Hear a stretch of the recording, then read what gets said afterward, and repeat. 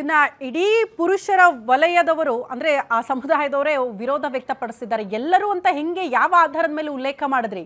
ಹಿಂಗಾದ್ರೆ ಸಮಾಜ ಮುಂದುವರಿಯೋದಕ್ಕೆ ಸಾಧ್ಯನಾ? ಪುರುಷರಿಲ್ಲದೆ ಸಮಾಜವನ್ನ ಸೃಷ್ಟಿ ಮಾಡೋದಕ್ಕೆ ಸಾಧ್ಯನಾ? ಒಬ್ಬ ಹೆಣ್ಣು ಮಗಳು ಸಮಾಜದಲ್ಲಿ ಎಷ್ಟು ಮಟ್ಟಿಗೆ ಮಹತ್ವ ಪಡೆದುಕೊಳ್ಳುತ್ತೋ ಆಕೆಯ ಸ್ಥಾನ, ಪುರುಷರು ಕೂಡ ಅಷ್ಟೇ ಮಹತ್ವ ಪಡೆದುಕೊಳ್ತಿದ್ದಾರೆ. ಇದ್ದಾರೆ ಕೆಲವರು ಕಿಡಿಗೇಡಿಗಳು, ಯಾರನ್ನೋ ಕೊಲೆ ಮಾಡ್ತಾರೆ, ಇನ್ಯಾರ ಮೇಲೂ ಅತ್ಯಾಚಾರ ಮಾಡ್ತಾರೆ. ಹಂಗಂದ ಮಾತ್ರಕ್ಕೆ ಅಷ್ಟು ಜನ ಪುರುಷರ ಮನಸ್ಥಿತಿ ಒಂದೇ ಅಂದ್ಬಿಟ್ರೆ ಅದನ್ನ ಒಪ್ಕೊಳ್ಳೋದಕ್ಕೆ ಸಾಧ್ಯನಾ? ಇದು ಪ್ರಶ್ನೆ ಇದೆ. ಇದ್ರ ಬಗ್ಗೆ ಚರ್ಚೆ ಮಾಡೋಣ. ನಮ್ಮ ಜೊತೆಗೆ ಅತಿಥಿಗಳು ಜಾಯಿನ್ ಆಗಿದ್ದಾರೆ. ಸಾಮಾಜಿಕ ಹೋರಾಟಗಾರರು ಆದಂತಹ ರಾಜು ಅವರಿದ್ದಾರೆ. ರಾಜು ಸರ್ ನಮಸ್ತೆ, ಕಾರ್ಯಕ್ರಮಕ್ಕೆ ಆತ್ಮೀಯ ಸ್ವಾಗತ. ಅರುಣ್ ಪ್ರಸಾದ್ ಪ್ರಾಣಿ ಪ್ರಿಯರು ನಮ್ಮ ಜೊತೆಗಿದ್ದಾರೆ. ಸರ್ ನಮಸ್ತೆ, ಕಾರ್ಯಕ್ರಮಕ್ಕೆ ಆತ್ಮೀಯ ಸ್ವಾಗತ. ಹಿರಿಯ ಮನೋವೈದ್ಯರು ಆದಂತಹ ಡಾಕ್ಟರ್ ದಿವ್ಯಾ ಅವರಿದ್ದಾರೆ. ದಿವ್ಯಾ ಮೇಡಮ್ ನಮಸ್ತೆ, ಕಾರ್ಯಕ್ರಮಕ್ಕೆ ಆತ್ಮೀಯ ಸ್ವಾಗತ.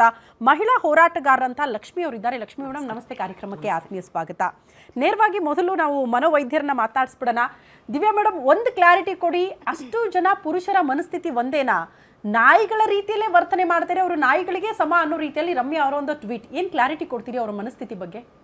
ಈಗ ಪುರುಷರ ಮನಸ್ಥಿತಿ ಬಗ್ಗೆ ಮಾತಾಡ್ಬೇಕಾ, ರಮ್ಯಾ ಅವರ ಮನಸ್ಥಿತಿ ಬಗ್ಗೆ ಮಾತಾಡ್ಬೇಕಾ ಅನ್ನೋದೇ ಪ್ರಶ್ನೆ ನನಗೆ. ಅದಿದೆ, ಹೌದು. ಎರಡೂ ನಾವು ಕನ್ಸಿಡರ್ ಮಾಡಬೇಕಾಗತ್ತೆ. ಒಂದೇನಂದ್ರೆ ನಾವು ರೇಜ್ ಅಂತ ಹೇಳ್ತೀವಿ, ಅಂದ್ರೆ ಕೋಪದಲ್ಲಿ ಏನೋ ಹೇಳ್ಬಿಡೋದು. ಬಟ್ ಎಷ್ಟೇ ಕೋಪ ಇದ್ರೂ ಅದನ್ನು ಹೊರಗಡೆ ವ್ಯಕ್ತಪಡಿಸುವಾಗ, ಎಸ್ಪೆಷಲಿ ಒಂದು ಮೋರಲ್ ರೆಸ್ಪಾನ್ಸಿಬಿಲಿಟಿ, ಸೋಷಿಯಲ್ ರೆಸ್ಪಾನ್ಸಿಬಿಲಿಟಿ ಇರುತ್ತೆ. ಒಂದು ಪಬ್ಲಿಕ್ ಪ್ಲಾಟ್ಫಾರ್ಮಲ್ಲಿ ನಾವು ಅದನ್ನು ವ್ಯಕ್ತಪಡಿಸ್ತಾ ಇದ್ದೀವಿ. ಜೊತೆಗೆ ಎಸ್ಪೆಷಲಿ ನಾವು ಸೆಲೆಬ್ರಿಟಿ ಅಂತ ಕನ್ಸಿಡರ್ ಮಾಡಿ ಒಂದು ಲಾಂಗ್ ಅವ್ರಿಗೆ ಫಾಲೋವರ್ಸ್ ಇರ್ತಾರೆ ತುಂಬ ಜನ ಅಂತ ಹೇಳುವಾಗ ರೆಸ್ಪಾನ್ಸಿಬಿಲಿಟಿ ಜಾಸ್ತಿನೇ ಇರುತ್ತೆ. ಸೊ ನಾನು ಅಕಸ್ಮಾತ್ ನನ್ನ ಉದ್ವೇಗನ ಹೊರಗಡೆ ಹಾಕ್ಬೇಕಂದ್ರೆ ನಾನು ಒಂದು ಡೈರಿಯಲ್ಲಿ ಗೀಚೋದು ಒಂದು ಬೇರೆನೇ ಆಗತ್ತೆ. ಬಟ್ ಅದನ್ನ ನಾನು ಟೈಪ್ ಮಾಡಿ ಒಂದು ಪೋಸ್ಟ್ ಅಂತ ಮಾಡುವಾಗ ನಾನು ಎಷ್ಟು ಸತಿ ಎಡಿಟ್ ಮಾಡಬೇಕು, ಎಷ್ಟು ಸತಿ ಎಡಿಟ್ ಮಾಡಬೇಕು, ಆ ಒಂದು ಸೆನ್ಸಿಬಲ್ ಆಗಿ ಅದು ಪೋಸ್ಟ್ ಮಾಡಿದ್ರೆ ಎಲ್ಲೋ ಅದಾದ್ಮೇಲೆ ಆಗೋ ಎಫೆಕ್ಟ್ಸ್ನ ನಾವು ಅವಾಯ್ಡ್ ಮಾಡಬೇಕಾಗತ್ತೆ. ಬಿಕಾಸ್ ಎಷ್ಟೊಂದು ಸತಿ ಕೋಪದ ಹಿಂದೆ ದುಃಖ ಇರತ್ತೆ, ಅತಿಯಾದ ದುಃಖ ಇರತ್ತೆ, ಏನೋ ಒಂದು ಬೇಜಾರಾಗಿರತ್ತೆ, ಮನಸ್ಥಿತಿ ಕೆಟ್ಟಿರುತ್ತೆ. ಹಂಗಂತ ಹೇಳಿಬಿಟ್ಟು ಎಲ್ಲನೂ ನಾವು ಸಮಂಜಸ ಅಂತ ಹೇಳಕ್ಕಾಗೋದಿಲ್ಲ. ಅಂತ ಪರಿಸ್ಥಿತಿಯಲ್ಲೂ ನನ್ನ ಮನಸ್ಥಿತಿ ನಾನು ಕೆಡಿಸ್ಕೊಂಡೇನೆ responsibly how do I handle that case. ಹೌದು, ನನಗೂ ಹರ್ಟ್ ಆಗಿದೆ, ಬಟ್ ಆ ಹರ್ಟ್ಗಿನ್ನ ನಾನು ಹೆಂಗೆ ವ್ಯಕ್ತಪಡಿಸ್ಬೇಕು, ಅದಕ್ಕೆ ನ್ಯಾಯ ನನಗೆ ಬೇಕು ಅಂತ ಅನ್ನುವಾಗ ಬೇರೆಯವ್ರಿಗೆ ಅನ್ಯಾಯ ಮಾಡಬಾರ್ದು. ಅಂದ್ರೆ ಎಲ್ಲಿ, ಯಾಕಂದ್ರೆ ಇವಾಗ ಮನುಷ್ಯನಿಂದ ಪ್ರಾಬ್ಲಮ್ ಆಗ್ತಾ ಇದೆ, ಅದು ಒಪ್ಕೊಳ್ಳೋಣ. ಬಟ್ ಜೆಂಡರ್ ಸ್ಪೆಸಿಫಿಕ್ ಇಲ್ಲ. ಇವಾಗ ಗಂಡಸರು ಮಾತ್ರ ತಪ್ಪು ಮಾಡ್ತಾರೆ ಅಂತ ಏನೂ ಇಲ್ಲ. ದುಃಖದಲ್ಲಿ ಅಥವಾ ಕೋಪದಲ್ಲಿ ಹೆಂಗಸರು ತಪ್ಪು ಮಾಡ್ತಾರೆ, ಹೆಂಗಸರಿಂದ ಬೇರೆಯವ್ರಿಗೆ ತೊಂದರೆ ಆಗತ್ತೆ. ಸೊ ಅದೆಲ್ಲ ನಾವು ಓವರ್ಲುಕ್ ಮಾಡಿ ಒಬ್ರದೇ ಅಂತ ಹೇಳಿ ನಾವು ಐಡೆಂಟಿಫೈ ಮಾಡೋಕ್ಕೆ ಅಥವಾ ಅದನ್ನ ಡಿಸ್ಕ್ಲೋಸರ್ ಅಂತ ಹೇಳ್ತೀವಲ್ಲ, ಅಂದ್ರೆ ಈ ಥರ ಎಲ್ಲರಿಗೂ ತಿಳಿ ಹೇಳೋ ಥರದನ್ನ ನಾವು ಮಾಡೋಕ್ಕಾಗಲ್ಲ. It's not A responsible. Mostly ಹಂಗಾದ್ರೆ ರಮ್ಯಾ ಅವರ ಮನಸ್ಥಿತಿ ಏನು ಅನ್ನೋದು ಅರ್ಥ ಮಾಡಿಸೋ ರೀತಿಯಲ್ಲಿ ಈ ಪೋಸ್ಟ್ ಕಾಣಿಸ್ತಾ ಇದೆ ಅಂತ. ಅಷ್ಟರ ಮಟ್ಟಿಗೆ ಕೋಪನ ಮೇಡಮ್ ಪುರುಷರ ಬಗ್ಗೆ ನಿಮಗೆ ಅನ್ನೋದು ನನ್ನ ಪ್ರಶ್ನೆ. ಈ ಹಿಂದೆ ದರ್ಶನ್ ಅವರ ವಿಚಾರಕ್ಕೆ ಸಂಬಂಧಪಟ್ಟಂತೆ ಸುಪ್ರೀಂ ಕೋರ್ಟ್ನ ಜಜ್ಮೆಂಟನ್ನು ತಾವು ಉಲ್ಲೇಖ ಮಾಡ್ತೀರಿ. ದರ್ಶನ್ ಅವರ ಫ್ಯಾನ್ಸ್ ತುಂಬ ಅಶ್ಲೀಲವಾಗಿ ಕಮೆಂಟ್ ಮಾಡಿದ್ರು, ಅವರ ವಿರುದ್ಧ ಕ್ರಮ ಕೈಗೊಳ್ಳೋದಕ್ಕೆ ತಾವು ತೆಗೆದುಕೊಂಡಂಥ ನಿರ್ಧಾರ, ನಿಲುವುಗಳಿತ್ತಲ್ಲ, ಅದನ್ನು ಇಡೀ ಸಮಾಜ ಮೆಚ್ಚಿಕೊಂಡಿದೆ ಬಿಡಿ, ನಿಮ್ಮ ದಿಟ್ಟ ನಿಲುವನ್ನು.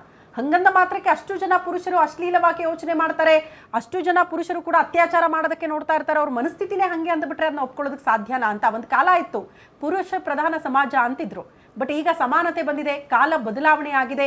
ಬಟ್ ಪುರುಷರೇ ಇಲ್ಲದೆ ಸಮಾಜ ಇರೋದಕ್ಕೆ ಸಾಧ್ಯನಾ ಅನ್ನೋದು ಕೂಡ ಪ್ರಶ್ನೆ ಇದೆ. ರಾಜು ಅವರು, ತಮ್ಮ ಫಸ್ಟ್ ರಿಯಾಕ್ಷನ್ ಏನು ರಮ್ಯಾ ಅವರ ಈ ಟ್ವೀಟ್ ವಿಚಾರಕ್ಕೆ ಸಂಬಂಧಪಟ್ಟಂತೆ? ಒಬ್ಬ ಪುರುಷರಾಗಿ ಹಿಂಗೆ ತಗೊಳ್ತಾ ಇದ್ದೀರಿ ಇದನ್ನ ಅಂತ? ಮೊದಲನೇದಾಗಿ ಮೇಡಮ್, ನಾನು ಏನು ತಿಳಿಪಡಿಸೋದೇನು ಅಂದರೆ, ರಮ್ಯಾ ಅವರು ಈಗಾಗಲೇ ಒಂದು ಬಾರಿ ಸಂಸದರಾಗಿರ್ತಕ್ಕಂಥವ್ರು ಮತ್ತು ಒಂದು ಜವಾಬ್ದಾರಿಯುತವಾದ ಸ್ಥಾನದಲ್ಲಿ ಇರ್ತಕ್ಕಂಥವ್ರು, ಮತ್ತೆ ಇವತ್ತೇನು ಈ ಒಂದು ಚಿತ್ರೋದ್ಯಮ ಅದರಲ್ಲಿ ಹೆಸರು ಮಾಡಿರ್ತಕ್ಕಂಥವ್ರು. ಅವರೇ ಈ ಥರ ಎಡುವುದಾಗ ಸಮಾಜ ಯಾವ ಮಟ್ಟಕ್ಕೆ ಒಂದು ದಾರಿಯನ್ನು ತಪ್ಪುತ್ತೆ? ಈಗ ಸುಪ್ರೀಂ ಕೋರ್ಟ್ ಏನು ಅಂದ್ರೆ ತನ್ನ ಅಭಿಪ್ರಾಯವನ್ನು ವ್ಯಕ್ತಪಡಿಸಿದೆ, ಯಾವುದು ನಾಯಿಗಳ ವಿಚಾರದಲ್ಲಿ. ಆಗ ಇವ್ರೇನು ಮಾತಾಡಬೇಕು, ಆ ವಿಚಾರಕ್ಕೆ ಸಂಬಂಧಪಟ್ಟಿದ್ದು ಮಾತ್ರ ಮಾತಾಡಬೇಕು. ಅದನ್ನ ಗಂಡಸರೆಲ್ಲ ಇದಕ್ಕೆ ಹೋಲಿಕೆ ಮಾಡಿದಾಗ, ಇವರು ಜನ್ಮ ನೀಡಿದ ಇವರ ತಂದೆ ಕೂಡ ಒಬ್ಬ ಗಂಡಸು, ಅಥವಾ ಅವರ ಜೊತೆ ಹುಟ್ಟಿರ್ತಕ್ಕಂಥ ಅಣ್ಣ ತಮ್ಮ ಇರ್ಬೋದು, ಅವರು ಕೂಡ ಗಂಡಸು. ಇದು ಪಿತೃಪ್ರಧಾನ ಮತ್ತು ಮಾತೃಪ್ರಧಾನ. ತಾಯಿಯನ್ನ ನಾವು ಏನಂತ ಪೂಜಿಸ್ತೀವಿ? ಮಾತೃದೇವೋಭವ. ತಂದೆಯನ್ನ ಪಿತೃದೇವೋಭವ ಅಂತ ಪೂಜಿಸ್ತೀವಿ. ಇಂಥ ಒಂದು ನಮ್ಮ ಭಾರತೀಯ ಸಂಸ್ಕೃತಿಯಲ್ಲಿ ನಾವು ಬದುಕ್ತಿರುವಾಗ ಇವರು ಈ ರೀತಿಯ ಅವಹೇಳನಕಾರಿ ಒಂದು ಹೇಳಿಕೆಯನ್ನು ನೀಡಿದಾಗ ಸಮಾಜ ಯಾವ ರೀತಿಯಾದ ದಾರಿಯನ್ನು ತಪ್ಪುತ್ತೆ ಅದನ್ನು ಅವರು ಮನಗೊಳ್ಳಬೇಕಾಗಿತ್ತು. ಇವತ್ತು ನಾನು ಇವರು ಏನು ಇವತ್ತು ಟ್ವೀಟ್ ಮಾಡಿದ್ದಾರೆ ಅದಕ್ಕೆ ನಾನು ತುಂಬ ಖಂಡಿಸ್ತೀನಿ ಮೇಡಮ್. ಯಾಕಂದರೆ ಇವತ್ತೇನು ಪುರುಷ ಸಮಾಜ ಇದೆ, ಇವತ್ತು ಇವ್ರು ಹೇಳ್ತಾ ಇರೋದು ನಾಯಿಗಳಿಗೆ ಒಂದು ಹೋಲಿಕೆಯನ್ನು ಮಾಡ್ತಾರೆ ಅನ್ನೋದಾದರೆ, ಹಾಗಾದರೆ ನೀವೇನಾಗಿರಬೇಕು? ನೀವು ಏನಾಗಿದ್ದು ಈ ರೀತಿಯ ಒಂದು ಮಾತನ್ನ ಮಾತನಾಡ್ತಾ ಇದ್ದೀರಾ. ಪುರುಷರನ್ನ ಆ ರೀತಿ ನೀವು ಹೇಳಿಕೆ ಕೊಡೋದಾದ್ರೆ, ಹೌದು ತಪ್ಪು ಮಾಡಿದವ್ರನ್ನ ಖಂಡಿಸಿ, ಇಲ್ಲ ಅಂತ ಹೇಳ ನಾವು ಕೂಡ ಅದ್ರ ಜೊತೆ ನಿಮ್ಮ ಜೊತೆ ಹೋರಾಟಕ್ಕೆ ನಾವು ಸಿದ್ಧವಾಗಿದ್ದೀವಿ, ಬರ್ತೀವಿ. ಎಲ್ಲೂ ಕೂಡ ಅಷ್ಟೇ, ಯಾರು ತಪ್ಪು ಮಾಡ್ತಾರೋ ಅವರ ಕಾಲನ್ನೇ ಕಡೀರಿ, ಅದಕ್ಕೂ ನಾವು ಅದು ಕೈಯನ್ನೇ ಕಡೀರಿ, ಅಂಥದಕ್ಕೂ ನಾವು ಬೇಕಾದ್ರೆ ಒಂದು ಏನು ನ್ಯಾಯಾಲಯ ಇದೆ ಆ ಮುಖಾಂತರ ಒಂದು ದಾವೆಗಳಿರ್ತವೆ, ಅದನ್ನೆಲ್ಲ ನಾವು ಮನಗಂಡು ಕಾನೂನು ರೀತಿಯಲ್ಲಿ ನಾವೇನು ಮಾಡಬೇಕೋ ಮಾಡೋಣ.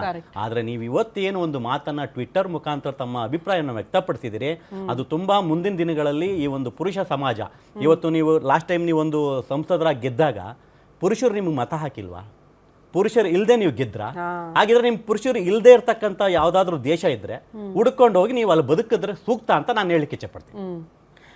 ಎಕ್ಸಾಕ್ಟ್ಲಿ, ಪುರುಷರು ಇದನ್ನ ಪ್ರಶ್ನೆ ಮಾಡ್ತಿದ್ದಾರೆ. ರಮ್ಯಾ ಮೇಡಮ್, ನಿಮ್ಮ ಹುಟ್ಟಾಗಿದ್ದು ಯಾರಿಂದ ಅನ್ನೋದನ್ನ ಪ್ರಮುಖವಾಗಿ ಅವರು ಪ್ರಶ್ನೆ ಮಾಡ್ತಿದ್ದಾರೆ. ಒಬ್ಬ ಪುರುಷನಿಂದ ಅಲ್ವಾ?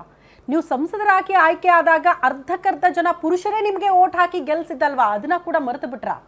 ನಿಮ್ಮ ಅಣ್ಣ ತಮ್ಮ, ನಾವೆಲ್ಲ ಕೂಡ ಬದುಕ್ತಾ ಇರೋದು ನಮ್ಮ ಅಣ್ಣ ತಮ್ಮಂದಿರ ಜೊತೆಗೆ, ನಮ್ಮ ಹೆತ್ತ ತಂದೆ ತಾಯಿ ಜೊತೆಗೆ. ಹಾಗಾಗಿ ನೀವು ಎಲ್ಲಾ ಪುರುಷರು ಅನ್ನೋದನ್ನ ಹೆಂಗೆ ಆ ವರ್ಡ್ ಅನ್ನ ಯೂಸ್ ಮಾಡಿದ್ರಿ ಅಂತ ದಿವ್ಯಾ ಅವರು ಬಹಳ ಅಚ್ಚುಕಟ್ಟಾಗಿ ಒಂದು ವಿಚಾರವನ್ನ ಹೇಳಿದ್ರು. ಸೋಷಿಯಲ್ ಮೀಡಿಯಾದಲ್ಲಿ ಒಂದು ಪೋಸ್ಟ್ ಹಾಕ್ತಾ ಇದ್ದೀವಿ ಅಂದ್ರೆ ಅದು ಸರಿಯಾಗಿದೆಯಾ ತಪ್ಪಾಗಿದೆಯಾ ಅಂತ 100 ಸಾರಿ ಕ್ರಾಸ್ ಚೆಕ್ ಮಾಡ್ತೀವಿ. ಒಂದೊಂದು ಪದ ಬಳಕೆಯನ್ನ ಕೂಡ ಎಷ್ಟು ಸಾರಿ ಎಡಿಟ್ ಮಾಡ್ತೀವೋ, ಎಷ್ಟು ಸಾರಿ ಇದನ್ನ ಟೈಪ್ ಮಾಡ್ತೀವೋ ಅದು ಗೊತ್ತಾಗಲ್ಲ ಅಂತ. ಹಾಗಾಗಿ ಒಂದು ಸೋಷಿಯಲ್ ಮೀಡಿಯಾದಲ್ಲಿ ಪೋಸ್ಟ್ ಹಾಕಿದ್ರೆ ಅದರ ಇಂಪ್ಯಾಕ್ಟ್ ಯಾವ ರೀತಿ ಇರುತ್ತೆ ಅನ್ನೋದು ತಮಗೆ, ನಮ್ಮೆಲ್ಲರಿಗಿಂತ ತಮಗೆ ತುಂಬಾ ಚೆನ್ನಾಗಿ ಗೊತ್ತು. ನಾನು ಆಗ್ಲೇ ಹೇಳದ್ನಲ್ಲ, AICCಯ ಸೋಷಿಯಲ್ ಮೀಡಿಯಾ ಮುಖ್ಯಸ್ಥರಾಗಿ ಕೆಲಸ ಮಾಡಿದವರು, ಒಂದು ಪಕ್ಷಕ್ಕೆ ನೀವು ಕೆಲಸ ಮಾಡಿದವರು, ನಿಮಗದ್ರ ಅರಿವಿರಲ್ವಾ? ಯಾವ ಆಧಾರದ ಮೇಲೆ ಹೇಳಿದ್ರಿ? ಅದ್ರ ಬಗ್ಗೆ ಕ್ಲಾರಿಟಿ ಸಿಗೋ ತನಕ ಮೋಸ್ಟ್ಲಿ ಇದನ್ನ ಪುರುಷರು ನಿಮ್ಮನ್ನ ಒಪ್ಪಿಕೊಳ್ಳೋದಕ್ಕೆ ಸಾಧ್ಯನೇ ಇಲ್ಲ. ನೀವು ಯಾವ ಆಧಾರದಲ್ಲಿ ಹೇಳಿದ್ರಿ ಅನ್ನೋದ್ರ ಬಗ್ಗೆ ಒಂದು ಕ್ಲಾರಿಟಿ ಬೇಕು ಅಂತ ಕೇಳ್ತಿದ್ದಾರೆ.